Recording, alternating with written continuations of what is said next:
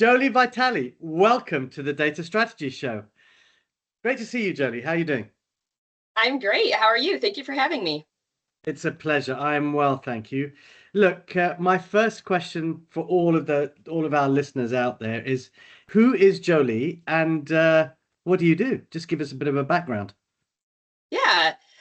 So I am the head of data at Carhartt, which is a workwear company located in Michigan in the United States. I've been there for about 6.5 years. And I'll kind of just go into how I got into data and my journey here, because it's funny, I used to think it was unconventional, but the more people I listen to, the more I realize how common it is to have taken sort of a meandering path into this Oh, yes. industry.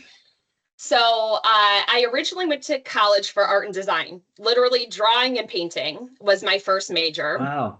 And I was not really sure what I was going to do with this. This was, a little while ago. So there was like graphic design, true graphic design, which didn't really interest me, but there wasn't really Etsy, there wasn't a Right. lot of what we have today. And so I did that for a year and I went pretty heavily into it. And then I decided to shift into marketing and entrepreneurship as a sort of means to have the skills to do what I wanted to do with my art.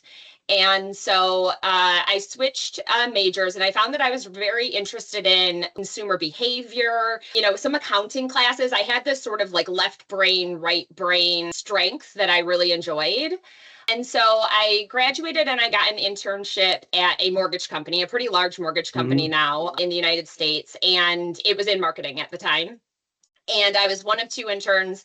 I eventually was hired on for a full-time coordinator role in the marketing space. And I stayed there for a few years. And then again, I was really drawn to how we use information, basically closed loop, to optimize what we're doing in the marketing space at the time.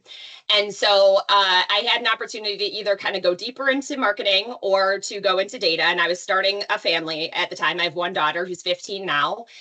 And I decided that I was interested in kind of pursuing this data side. So I went into data, and right when I came back from my time with her at home, they were looking for somebody to take over website analytics. So that was very much like right in my domain.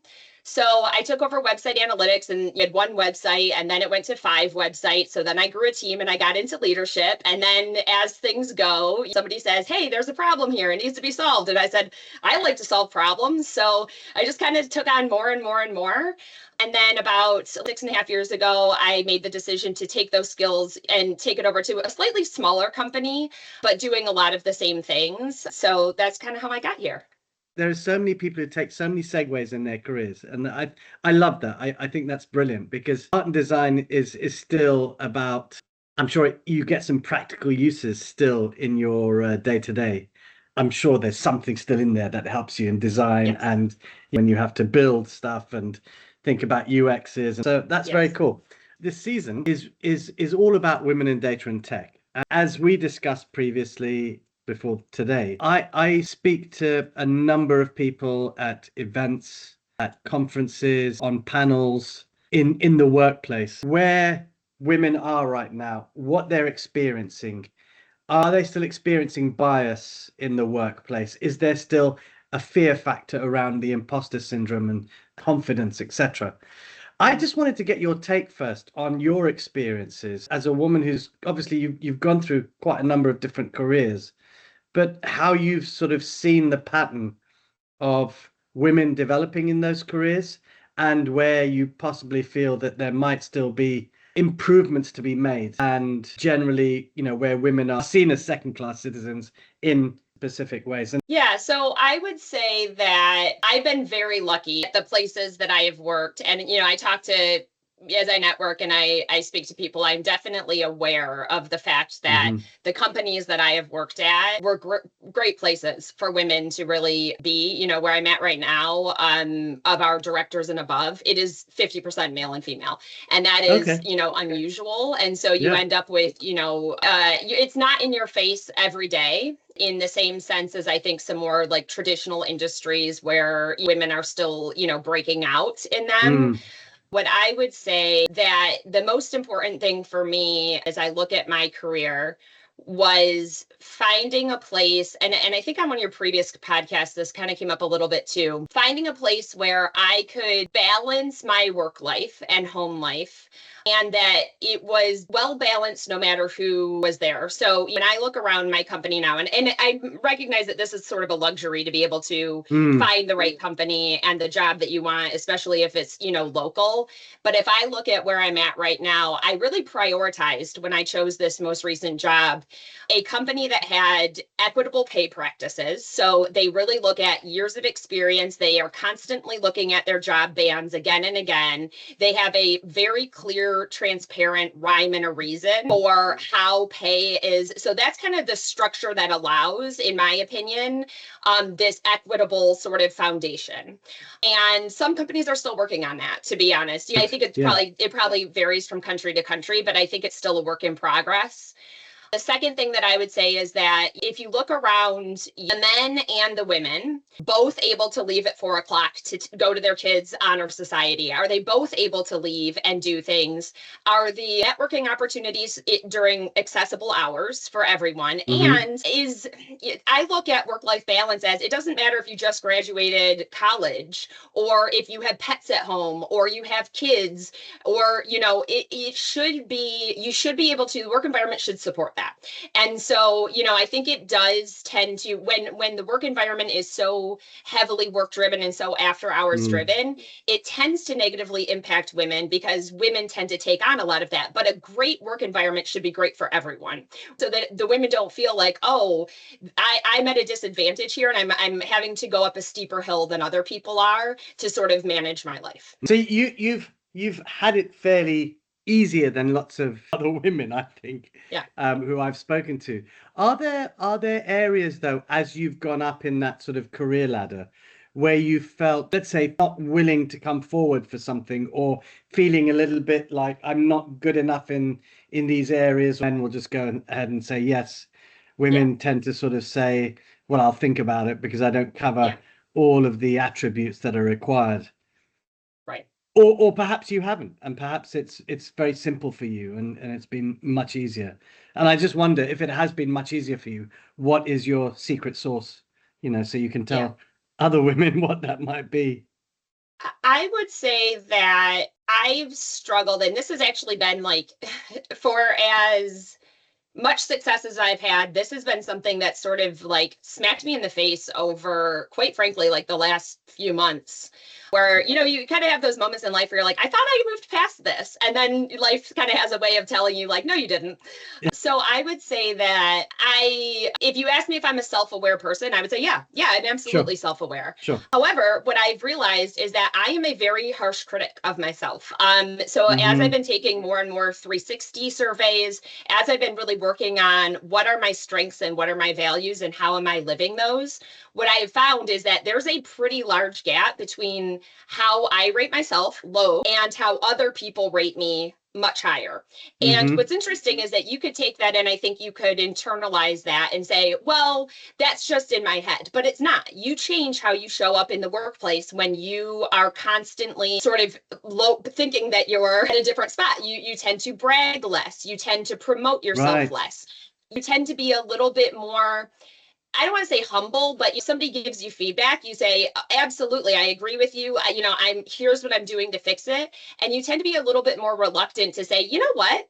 I don't actually think that that's a problem. Like, that's a one-off. And I think that that's something that a lot of, men certainly do struggle with this. I know a lot firsthand who fit into that personality type, or, have sort of come to that place. However, studies show that women tend to be harder on themselves and a little, and I think that's why you see the data around, women won't apply for a job that's out of reach where men will, and, research like that, because I think that this is not an uncommon experience for women to be very, have a very wide aperture and measure themselves against a higher standard, and then not give themselves credit for where they really are. Does that ever impinge on your leadership skills then, and the way that you might come across in some ways? I'm just trying to work out if there's a, sort of a cause and effect there.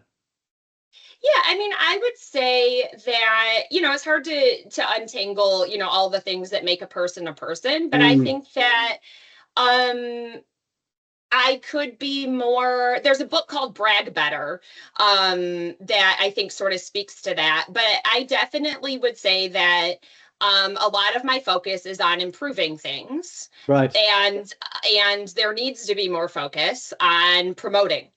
And I think that the ability to promote and is a core leadership skill that any leader needs to be successful, especially in the data space.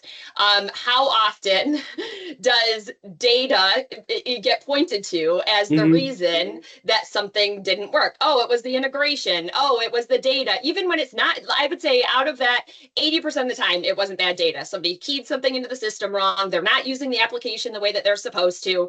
But, it's easy when you're the data person to be like, to take all that on. And so I think that there's a healthy balance of humility and pride Hmm. that leaders in this space need to figure out. And I think that what my survey, what my self-discovery has told me is that I need to be doing a better job moving towards the pride, well, without losing the humility. And I think that that's something that people are afraid of is if I do this, I'll just be arrogant. Somebody will come to me with a problem and I'll say, no, it doesn't exist. But like, we don't have lobotomies when we work on ourselves. We Sure. just tweak and fine tune.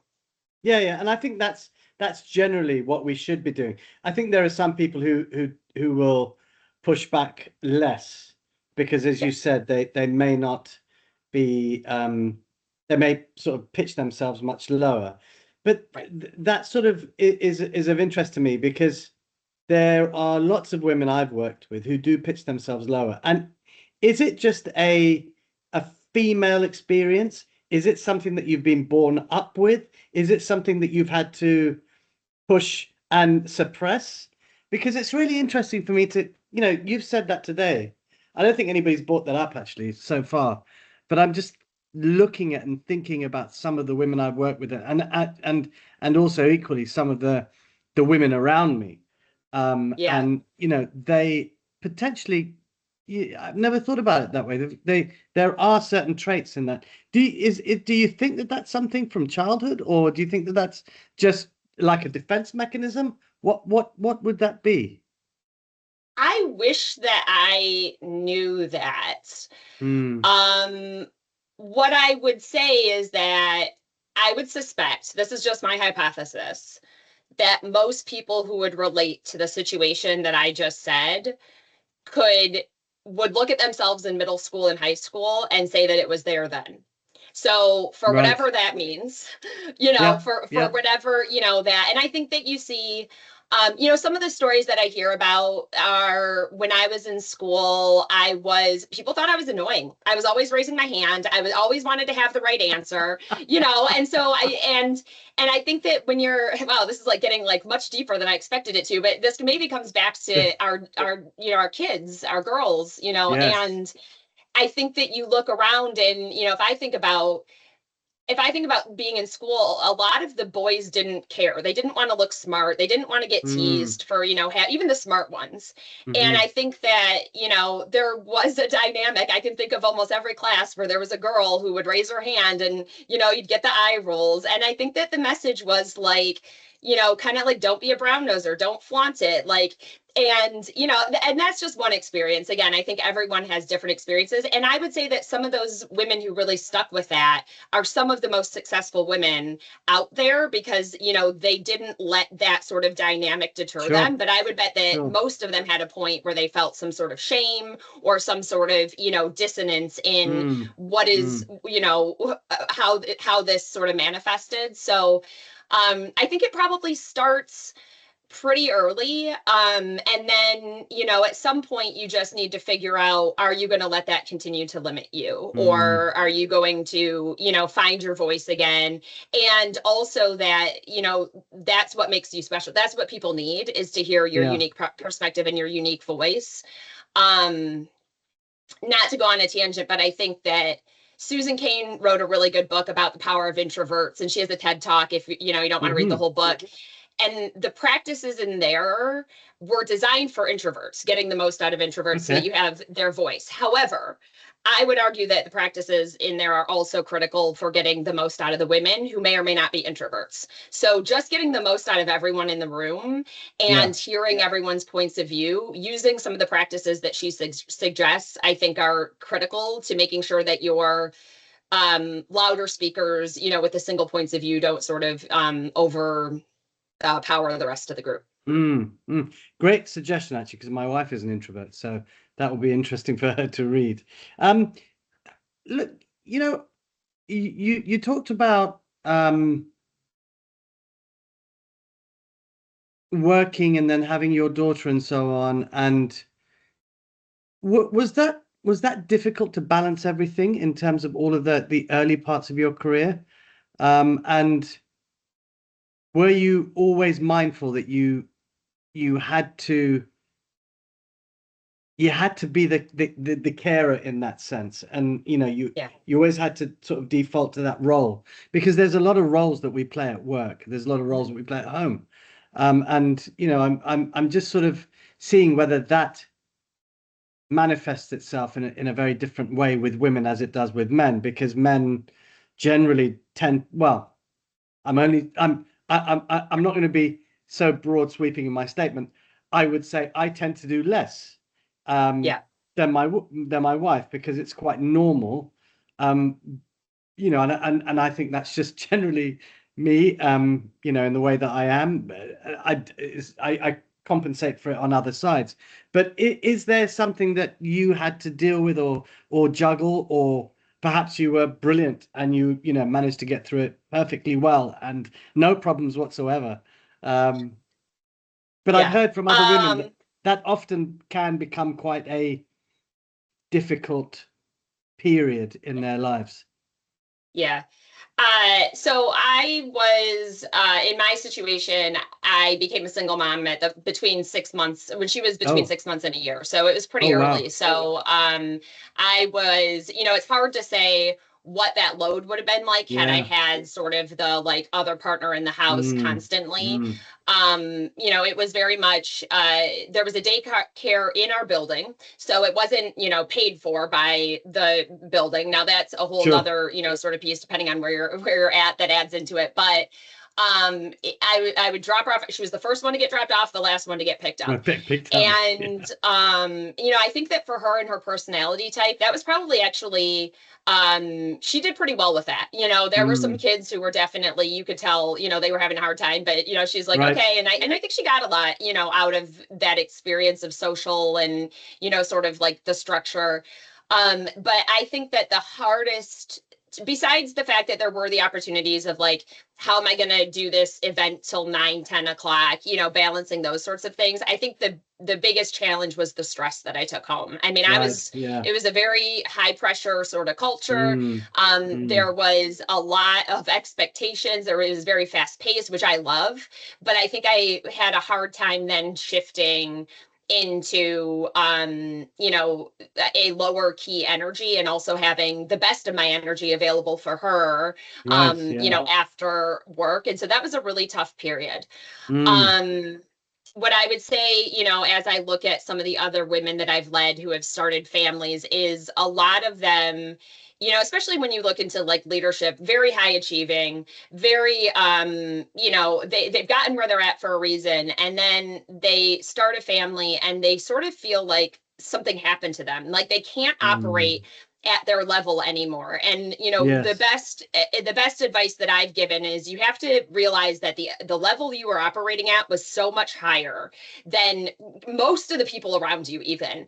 And so you at your like reduced, or it just makes you, one, having doing this back and forth, I think makes you better. I think you realize anytime you do anything outside of work, I think you have different context for how you'd approach a problem at work, whether you're coaching a sports team or volunteering or really doing anything.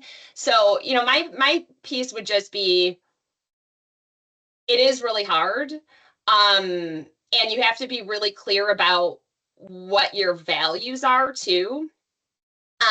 So if your value, and this was, if your value is being achieving and work is a big part of your identity and who you are, you need to come to terms with that. And as a woman, and not apologize for it. Some people, like in your family, they may all be, you might have a bunch of sisters who are all stay-at-home moms, and they might be like, listen, your kids are going to be ruined, right? Like, but Right. only you know what's right for you. Yeah. And on the other side, if you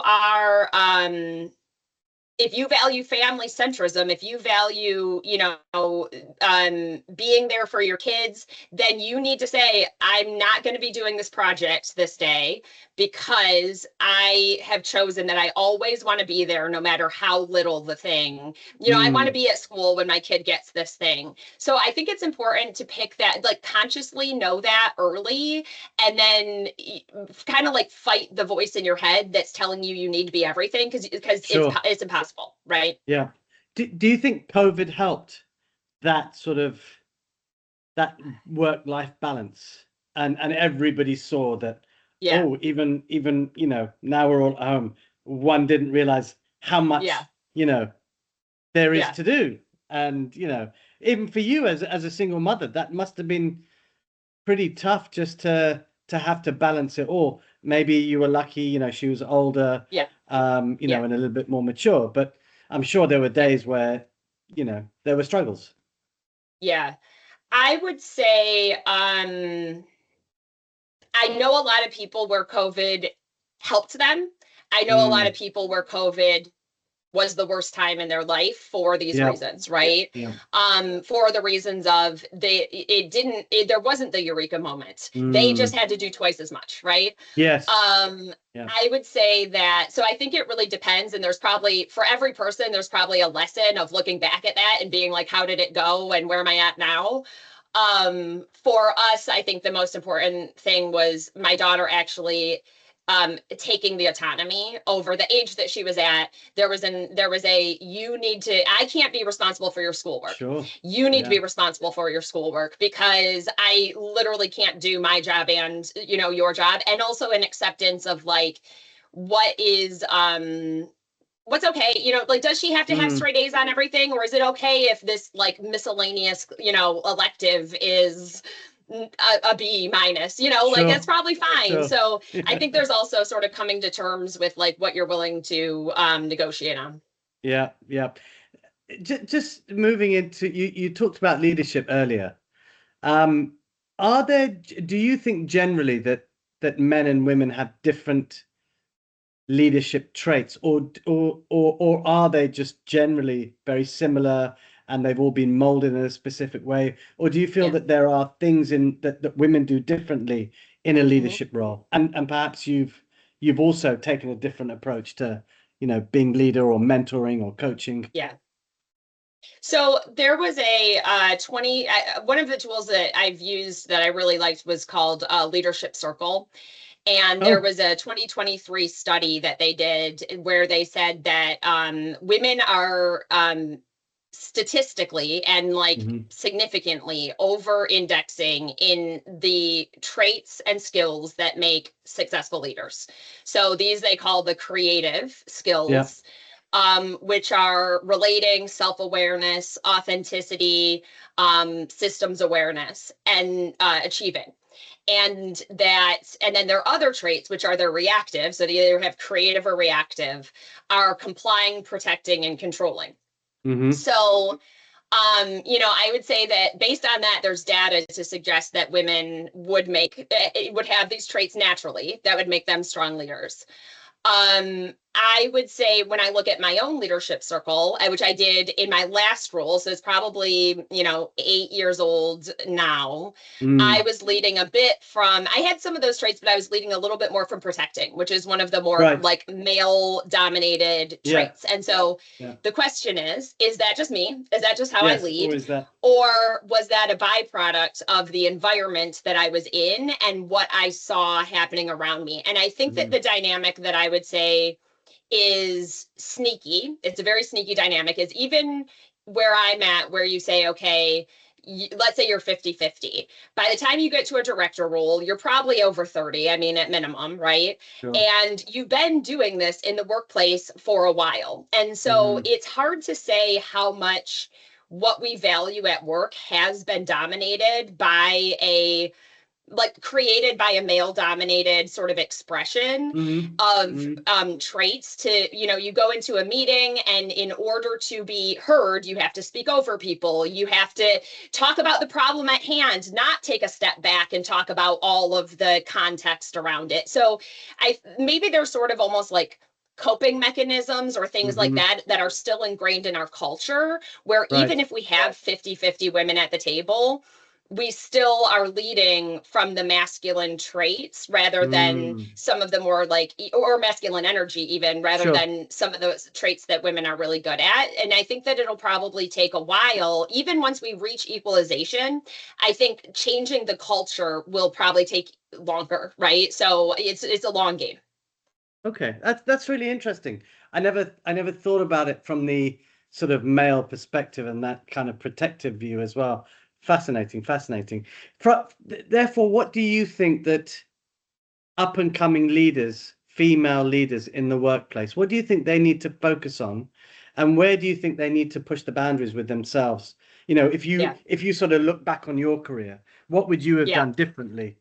I would say one is having an accurate view of themselves in the mirror. So it's all about accuracy. It's, what do I believe about myself? What do I believe my strengths are? The things that I bring to a team, and what do other people think that they are? If that is a deviation, as I said, it is for me, and it probably is for a lot of people generally, but especially women, you have to reconcile that and know what your strengths are. I think that's like number one.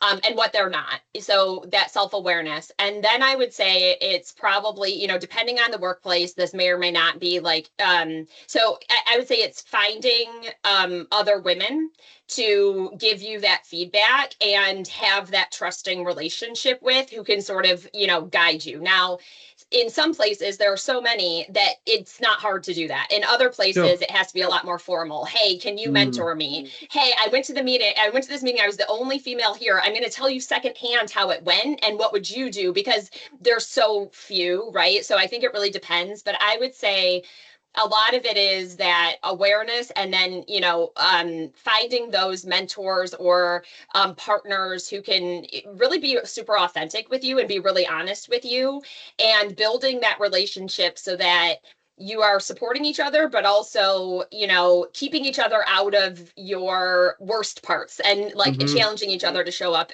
to your best, and really stay mentally strong. That's fantastic. I love that.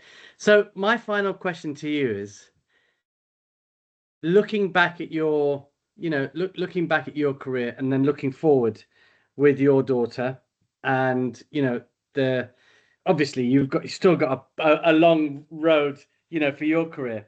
What's some advice that you would give her though, as she's trying to find her place in the world, as right now, obviously a teenager, but a young female, and one day going to be entering, no doubt, the working world. What are the top 2 or 3 things that you would say right now? This is what you need to think about. I would say, I would say for anyone, they have to think about what sort of a lifestyle they're going to be happy with, and is the job that they want to do realistically, are there careers in that role that are going to meet that lifestyle? Some people are very comfortable with, I want to be really comfortable in terms of, financially. Other people say, I only need enough to get along. I want to be able to enjoy my life, right? So I think it really starts with having a realistic look at that. So I think kids kind of know that to a certain degree. There's kids who will sit there and study all night, and then there's kids who are I really don't want to do that. So kind of using those clues. I would also say we don't do a good enough job of pointing out to people of any age really, but what careers exist out there, honestly. Like there are so many more. I think most kids, they kind of have like what their parents did, and then they Mm, have like a few other things that they know yeah, about, maybe that they saw on, the internet, things like that. So there's so many roles even within tech. I mean, and so many that keep getting created. So, when I first got into what I was doing, you never went to school for analytics or data. That was not even a sure. thing. No, absolutely not. Yeah. Since then, we've had these really exciting roles like technical product owner, technical product manager, data strategist. Now you have prompt engineers. So Mm-hmm. like it's always changing. So I think it's sort of I would say the more you can either shadow your parents' friends who do something, or ask them questions, or go to career days, or just like explore what it is and point yourself in a direction, Mm-hmm. then really learn about what exists in that place and talk to people, is probably kind of I think that's like my main advice. I know it's probably easier. It sounds really easy when I say it, but it's probably a lot harder. But yeah, I would start there. Great. Well, look, thank you so much for your time. It's been Yeah. fantastic speaking to you, Jolie. I've had a huge amount. So thanks for bearing your soul, because as you said, I didn't know it was going to get this deep, but it's been fantastic. Thank you so much for your time and Yeah. and, Thank and you. everything. Yeah, thanks.